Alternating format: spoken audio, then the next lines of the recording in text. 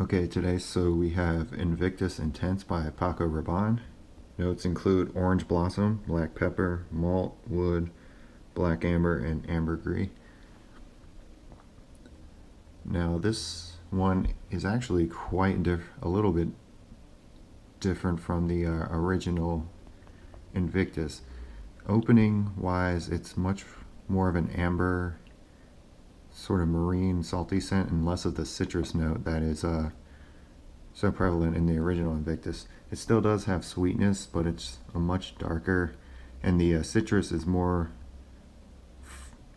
from the actual fruit itself, and the note is the orange blossom, so it's a floral sort of citrus smell to it.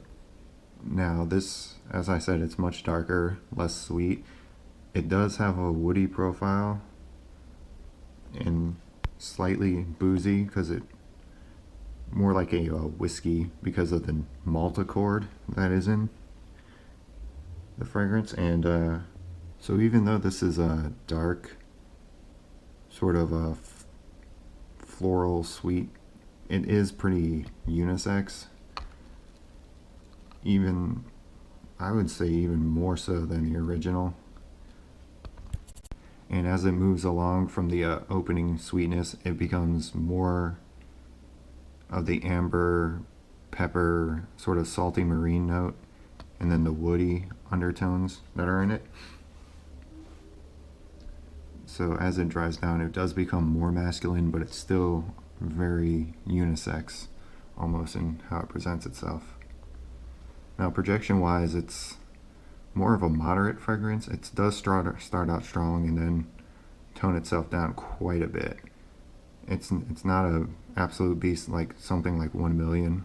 It's, even though it's the intense version, it's only slightly stronger than the original Invictus, but it will give you a couple hours longer of wear. I usually get 8 or 9 hours out of this of solid wear, and then a couple more as a skin scent.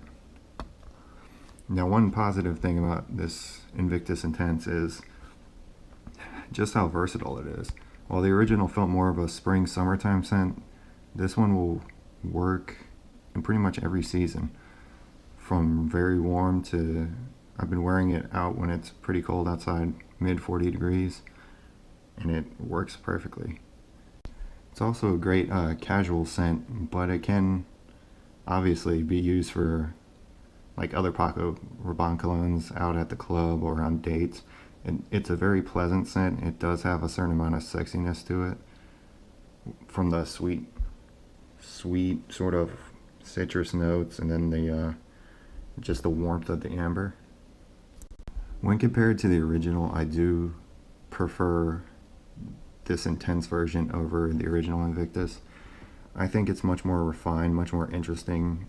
It doesn't have the same synthetic sweetness throughout like the original does, and it also lasts longer, projects a little bit better, and I think it's much more versatile and just more complete, sort of well composed overall.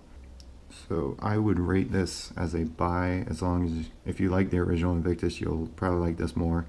If you didn't like the original, you still won't like this. It does retain some of the original composition, just much more dark, warm, and less citrus, synthetic sweetness overall.